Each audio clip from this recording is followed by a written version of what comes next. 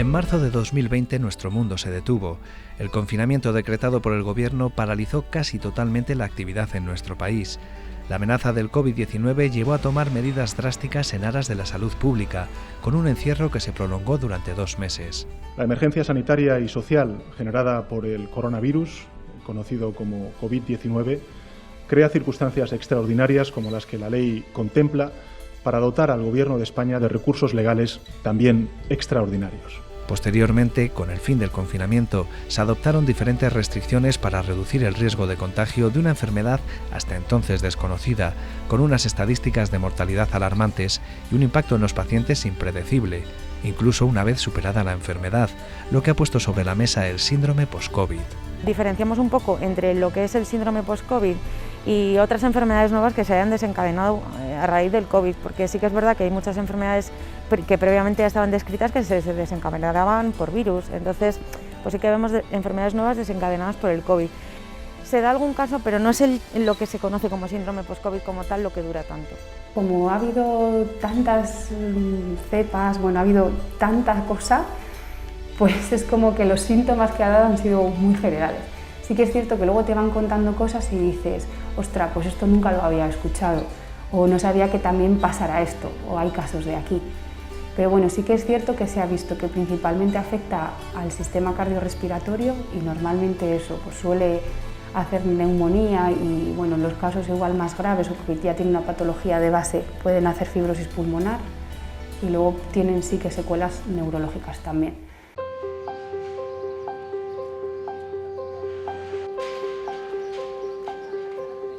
Aunque hoy la situación es muy diferente gracias a las vacunas, los contagios continúan produciéndose, eso sí, con consecuencias menos graves, en principio, porque del mismo modo que la enfermedad no ha desaparecido a pesar de las vacunas, muchos, aun teniendo el alta, siguen sufriendo las consecuencias de esta enfermedad. A veces son secuelas provocadas por el propio tratamiento, sobre todo en los casos más graves y prolongados en el tiempo. Muchos pacientes vienen pensando que tienen secuelas de cualquier otra enfermedad o posoperatorias de cualquier otro tipo y vienen derivadas por periodos largos de encamamiento, por operaciones largas en las que han estado en determinada posición durante mucho tiempo y vemos muchas neuropatías y casos como raros, pero si te pones a investigar un poco en cómo ha estado ese paciente durante ese tiempo, encuentras respuestas. También ocurre que pacientes en los que el COVID no ha tenido un gran impacto sí han desarrollado posteriormente patologías derivadas de la enfermedad, llegando a incapacitarles para el desarrollo de su vida diaria. Han pasado una cuarentena sin ningún síntoma y ahora se ha complicado. ¿Qué ha pasado? ¿O qué es lo que su cuerpo...? Y claro, eso es muy difícil de decir ni de diagnosticar, hay que empezar a hacer muchas pruebas y ver lo que está pasando, claro. La gente que lo ha pasado en su casa leve o asintomático, ahora tiene muchas secuelas de tipo neurológico, sobre todo o de síndrome de fatiga crónica. Lo que se está comprobando es que el catálogo de patologías derivadas del COVID es casi tan amplio como el número de personas que lo sufren. Se han descrito 200 síntomas distintos de post-COVID, o sea, es una locura. Es que es un abanico de síntomas y de patologías súper diferentes, empezando desde los ojos hasta la piel, es que es todo, el sistema nervioso, todo, es un abanico muy grande. Sí que vemos mucha cefalea, deterioro cognitivo que le preocupa mucho a la gente porque no puede hacer su vida normal, que implica pues olvidos de cosas que antes se recordaban con facilidad, olvidos frecuentes, estar más lento, algo de desorientación, mareo inespecífico. Del sistema nervioso autónomo, que es otra cosa que preocupa mucho porque se desconoce, pues aparecen palpitaciones, sudoración nocturna, mal control de la temperatura o mal control de la tensión y la gente se marea y no entiende muy bien por qué, una especie de vértigo. Y luego del sistema nervioso periférico también neuropatías. Las personas refieren que les duelen los músculos o los huesos y en realidad es porque duelen los nervios, que muchas veces no se traduce en una alteración de la conducción nerviosa, lo cual es mejor porque no se traduce en enfermedad como tal, pero sí que da muchos síntomas. Igual un poco de taquicardia, bradicardia, dolor torácico, como presión en el pecho. Pacientes, tenemos un caso además que anteriormente es ciclista amateur, y actualmente está retomando su actividad, pero nos comenta que tiene un leve dolor en el pecho todavía y eso que pasó el COVID hace un año casi.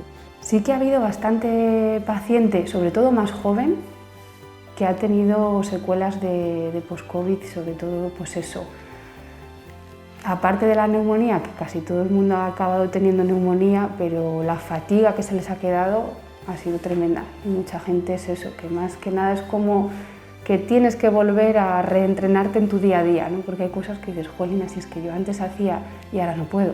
Personas que desarrollan un síndrome de fatiga crónica, que es algo parecido, pero sobre todo también se caracteriza por una extenuación, un cansancio inapropiado para la actividad que hacen, con un sueño no reparador y también algo de deterioro cognitivo y mareos.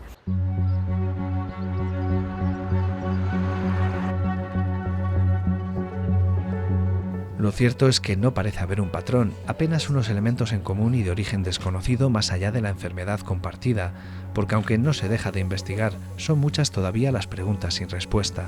La verdad es que los pacientes vienen con muchas dudas y con mucha incertidumbre.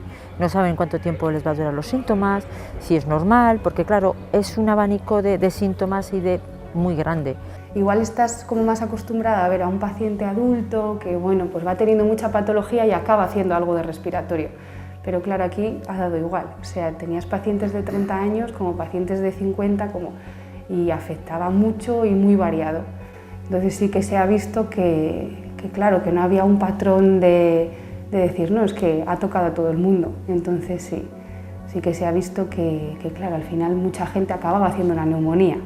Quienes pasan por estas situaciones, para los que no hay respuestas claras y concretas, son derivados a la consulta post-COVID del Complejo Asistencial de Palencia. Mucha gente viene con dolores, entonces se les manda a neurofisio a ver si está haciendo una prueba, a ver qué tal tienen los nervios.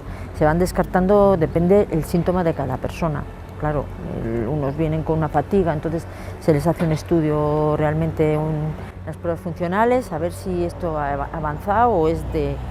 Depende muchas veces de los síntomas que el paciente traiga. De eso se trata un poco la consulta, de revisar tanto a la gente que ha estado ingresada con neumonía en el hospital o con otros signos o síntomas, pero sobre todo ingresamos las neumonías, y después la gente que lo ha pasado en su casa, leve, asintomática o que se han enterado por un contacto y que después desarrollan algún tipo de secuela o de enfermedades nuevas. Ellos tienen mucho miedo, es como mucho miedo a saber lo que puede pasar después, porque claro, pasa el tiempo y eso no desaparece. Más de 2.000 palentinos han pasado por esta unidad desde que comenzara a funcionar en junio de 2020, y aunque no hay un perfil concreto de pacientes, son cada vez más jóvenes y con más incidencia entre las mujeres. Algunos han tenido que venir a revisión y otros no, entonces eso ha generado como 4.000 y pico, 4.300 consultas totales. Los signos y síntomas que traen ahora son diferentes, no podemos analizarlo exactamente porque no sabemos exactamente de qué cepa se ha infectado cada uno, pero sí que vemos una tendencia en el tiempo de diferencias en las secuelas que presentan y en las enfermedades nuevas. Entonces la consulta ha ido evolucionando casi sobre la marcha, porque no es algo que estuviera escrito, que tuviéramos guías, a medida que los pacientes nos iban contando cosas y nosotros íbamos aprendiendo. Hemos tenido una temporada muy buena, pero ahora otra vez volvemos a tener gente nueva, gente con nuevos síntomas y gente muy nueva. Lo que antes se había paralizado era más tipo revisiones, ¿no? La gente que venía, pero ahora no, ha vuelto a subir otra vez la curva esta de los nuevos, de gente que ha tenido el COVID, sobre todo en Navidad, que ha sido la ola, y entonces ahora vienen con esas secuelas, con esos síntomas. Y está muy descrito ya que las mujeres, y especialmente las mujeres jóvenes, tienen la inmunidad como más desarrollada o más susceptible de ponerse por encima de lo normal. Entonces, como el COVID al principio da una enfermedad sobre todo respiratoria, más leve y más grave, también gastrointestinal, pero después el COVID pasa a ser a crear una inflamación que queda persistente en el cuerpo. Entonces, es verdad que las mujeres jóvenes tienen más tendencia a desarrollar o esa inflamación o incluso autoinmunidad. Entonces sí que es verdad que últimamente vemos pues, más mujeres y jóvenes, y que las secuelas más persistentes se dan en ese tipo de pacientes. Psicológicamente la gente está muy afectada, psicológicamente. Entonces cuando ya llevas mucho tiempo, vienen como decaídos, con otro ánimo. Lo que sí que vemos es la evolución en el tiempo, pero también puede ser que a lo mejor las personas que han tenido COVID ya no se tienen que preocupar tanto por las secuelas respiratorias y empezamos a dar más importancia a otros síndromes o síntomas que tenían antes, pero que al haber otras cosas más graves pues no se daba tanta importancia.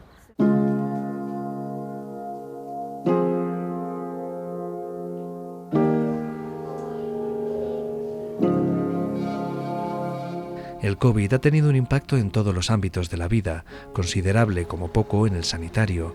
En un sistema ya de por sí desbordado y con carencias por la falta de profesionales, la pandemia contribuyó no a que se vieran las costuras, sino a que se abrieran en canal, y hoy nos encontramos con listas de espera disparadas, atención primaria a menudo insuficiente y otros problemas que se han agudizado en estos 2 largos años.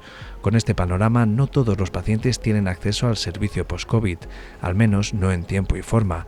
Por eso muchos de ellos terminan buscando respuestas y tratamiento en clínicas privadas. Muchos de nuestros pacientes que han llegado aquí han llegado porque pues está claro que la seguridad social ahora mismo tiene un colapso importante y muy considerable, es normal. O sea, mira la de casos que hay a día de hoy y claro, una persona cuando es dada de alta se va a su casa. Ellos se quejan con del poco seguimiento que han tenido. Actualmente hay médicos post-COVID que se encargan solamente de este tipo de secuelas, pero claro, cuando ellos llegan aquí, ellos dicen que llegan como huérfanos, ¿no?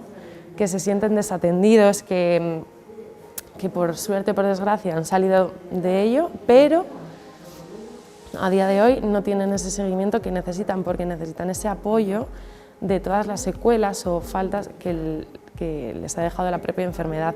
Y ya no te hablo solo de secuelas físicas, también psicológicas. O sea, viene mucha gente con ansiedad, con depresión, por haber estado metido en ese entorno durante tanto tiempo. Sí que es cierto que nos limitaron mucho el tratamiento directo con los pacientes, pues por tema de que al principio, como no se sabía nada, pues era todo un poco preventivo. Y bueno, pues también ha nacido esa necesidad de que igual en la época en la que más se necesitaba hacer rehabilitación cardiorrespiratoria, pues era cuando menos se ha podido hacer y menos acceso tenía el paciente a ese tipo de rehabilitación. Entonces surgió un poquito ahí la idea sobre todo. Al principio, como era una enfermedad, una patología muy nueva, no sabíamos cómo afrontarla. Y también era, no sabes cómo actuar. Pero ahora, sabiendo con los estudios que se han estado realizando y luego también con los pacientes previos que hemos tenido, ya se sabe cómo se puede actuar, ya se sabe cómo podemos afrontar, pero también, como decía Elisa, no a todos les afecta igual.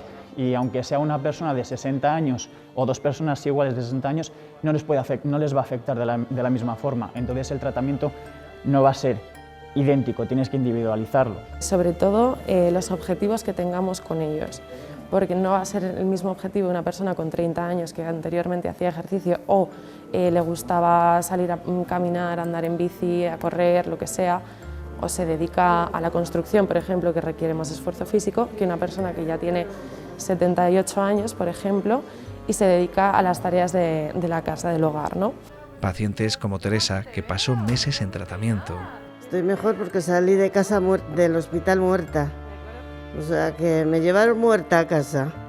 Porque estaba que no podía ni con los brazos, ni con las piernas, ni comer siquiera. Ella ingresó en Palencia y se despertó en Salamanca, después de 3 meses casi. Entonces, claro, cuando ella despertó no era capaz de comer, no era capaz de hacer absolutamente nada y ya nos la trajeron aquí a Palencia y se vino a la clínica. No me puedo quejar porque las hay peores. No me puedo quejar. Yo he salido adelante, sí que soy muy tirada para adelante, la verdad. Pero joder, te tienen que ayudar un poco y no sé, y estarte, pues yo no te voy a decir que cada 15 días, pero que menos de cada 2 meses decirte cómo vas, cómo esto, cómo... Es que no te dicen nada. Te mandan para casa y ya te las apañes. Esta palentina perdió gran parte de su capacidad, apenas podía hacer la mayoría de cosas que el resto consideramos normales. En el caso, por ejemplo, de Teresa, lo que nos encontramos son tanto las secuelas post-COVID como las de haber estado hospitalizada y encamada durante tanto tiempo. Porque no solamente es lo que el COVID nos ha dejado de restricciones pulmonares, fallos de memoria, falta de coagulación, sino que cuando a una persona mayor le tienes encamada durante las primeras 2 semanas, 3 semanas, empiezan a perder casi un 2% de masa muscular diaria. Si le sumas la masa ósea que se pierde, cuando el paciente despierta o cuando quiere levantarse y empezar su actividad normal, como anteriormente al COVID, es casi imposible debido a la debilidad que tienen no se pueden mantener de pie, muchos han empezado a andar otra vez de nuevo, han aprendido otra vez, ¿no? Tenemos algún paciente que a nosotros nos parece muy fácil dar una vuelta a la tortilla, pero es que para ellos al final es un mundo, o poder dar los primeros pasos o poder salir a la calle sin necesidad de estar con nadie. Entonces nosotros intentamos sobre todo que ellos puedan poco a poco realizar esas rutinas que antes podían hacer de la vida diaria. Entonces nosotros aquí sobre todo hacemos la terapia respiratoria o la fisioterapia respiratoria. Es como que fueras al gimnasio, por así decir, pero entrenando la musculatura que respira, porque has perdido capacidad pulmonar. Normalmente a raíz de la neumonía sí que pierdes algo de capacidad pulmonar, entonces lo que hay que hacer es volver a hacer que ese pulmón pues intente trabajar y los músculos estén fuertes y compensen lo que el pulmón ha perdido un poquito hasta que lo vayamos recuperando. Las respiraciones es muy importante saber hacerlas, que yo no las sabía. Sí me las enseñó la otra chica, me dijo, la que tuve en casa, que acababa de terminar también la carrera, y sí que me enseñó a respirar, que claro, debe de ser muy importante, claro. Y luego aquí también he continuado con ello, y ya me trataban de otra cosa, pues de los brazos, me daban masajes, porque la espalda también la tendré, ¿no? Aquí en el cuello, por ejemplo, me hacían un daño horrible, pero me venía de maravilla.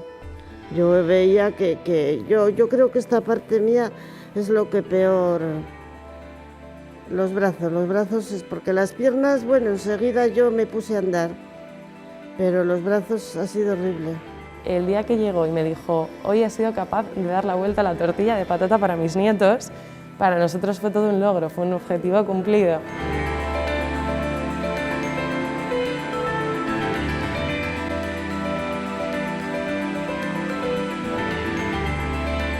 Estos tratamientos parecen dar resultado, al menos permiten a los pacientes recuperar parte de la normalidad que toda la sociedad anhelaba revivir desde la irrupción de este coronavirus. Sobre todo, claro, ellos te dicen, jolín, es que tengo calidad de vida, porque igual estabas acostumbrado pues, a un ritmo, a un trabajo, a un día a día normal, y de repente eso mucha gente no puede con ello. O sea, dices que estoy de baja porque no puedo reincorporarme al trabajo, o sea, tengo una fatiga tremenda.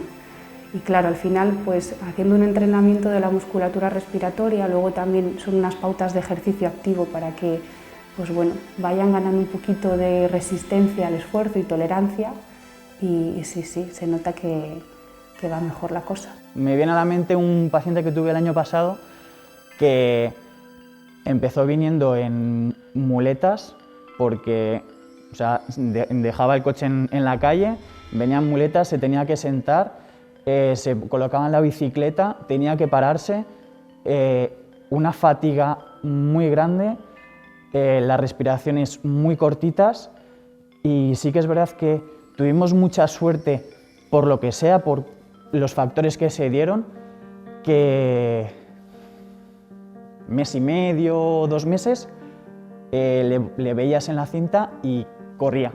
Ver que una persona recupera su capacidad, sus actividades, que se puede desenvolver en su día a día, pues es maravilloso. Y sobre todo el feedback que ellos te dan a ti, el agradecimiento. Y muchas veces aprendemos más nosotros de ellos que ellos de nosotros, en el 99,9% de los casos. Voy a tardar porque me ha pillado muy mala edad. No es como vosotros que sois jóvenes y recuperáis. A mí me va a costar. Pero que sepa la Seguridad Social que me lo he tenido que pagar, porque ellos no me han ayudado en nada, ni a encontrar mi historial siquiera.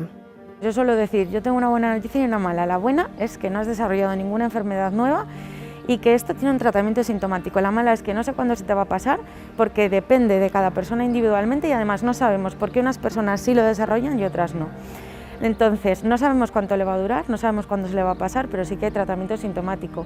No suele ser la analgesia habitual, hemos aprendido a ir utilizando esos fármacos a medida que hemos visto pacientes, y que otras personas que han hecho estudios los han ido pues, estudiando y haciendo ensayos, pero sí que hay tratamientos sintomáticos. Pero aún queda mucho camino por recorrer, mucha investigación por desarrollar que redunde en mejores tratamientos, como ocurrió con las vacunas, que parecen haber marcado la diferencia en la lucha contra la COVID-19. Viene mucha gente además que es que no se quiere vacunar, entonces pues tú les tienes que explicar que es que la gente estamos mucho mejor debido a la vacuna, que si no esto hubiese seguido como estábamos al principio. Y sobre todo porque cuando tanta población ha pasado una enfermedad, después a lo mejor aparecen cosas que relacionamos con esa enfermedad y no tienen relación. Entonces por eso es muy importante distinguir y estudiarlo todo. La variabilidad de los síntomas es tan grande que sí que es verdad que el hecho de haber visto tantos pacientes hace que tú más o menos vayas englobando un poco lo que te cuadra y lo que no te cuadra, y lo que tienes que pensar que es por otra cosa y lo que piensas que es por el COVID. Pero no sabemos por qué unas personas se infectan y otras no dentro de la misma pareja, no sabemos por qué unas personas tienen unas secuelas y otras no, y lo que sí que vemos que, pues, por ejemplo, en personas migrañosas les afecta más a su migraña, en personas que tienen, por ejemplo, enfermedades intestinales tienen más síntomas digestivos. Entonces es como si dijéramos, y eso lo cuentan los propios pacientes, que a cada uno le ataca un poco su punto débil. Pero hasta que se alcance la protección total y el COVID-19 sea un mal recuerdo, tocará seguir alerta y ser cautelosos. Sí que es verdad que yo los casos que ahora escucho son más leves, por suerte, pero claro, sigue habiendo pacientes que lo pasan y que siguen teniendo secuelas. Entonces al final pues estamos ahí un poquito en lo mismo, que hay que intentar tener un poco de actividad. Lo más importante es dar educación poblacional al ejercicio, a la actividad y al poder y querer hacer ese tipo de cosas, de actividades, ¿no?